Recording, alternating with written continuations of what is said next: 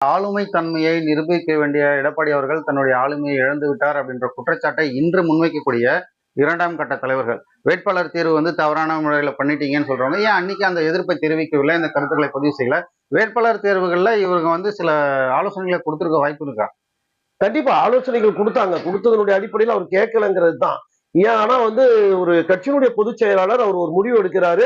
ஒரு அரசியல் களத்தை நோக்கி போகும்போது நமக்குள்ள ஒரு பிரச்சனைகளையோ எதுவும் வேண்டாம், தேர்தலை சந்திப்போம் அப்படிங்கிற அடிப்படையில தான் இரண்டாம் கட்ட தலைவர்கள் தேர்தலை சந்திக்கிறாங்க.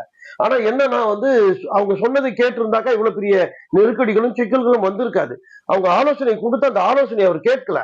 இப்ப தேர்தல் முடிவுக்கு பிறகு, தேர்தலுக்கு பிறகு வரக்கூடிய தகவல்கள் கட்சிக்கு பாதகமா இருக்கக்கூடிய சூழல்ல இரண்டாம் கட்ட தலைவர்கள் எல்லாம் இன்றைக்கு எதிர்த்து பேசக்கூடிய ஒரு சூழலை உருவாக்குறாங்க. ஏன்னா வெற்றி பெற்றாதான் தலைவர்கள். எப்பவுமே எந்த ஒரு தலைவருமே வெற்றி பெற்றா தலைவர், வெற்றி பெறவில்லை என்றால் அவரை இது பண்ணிடுவாங்க.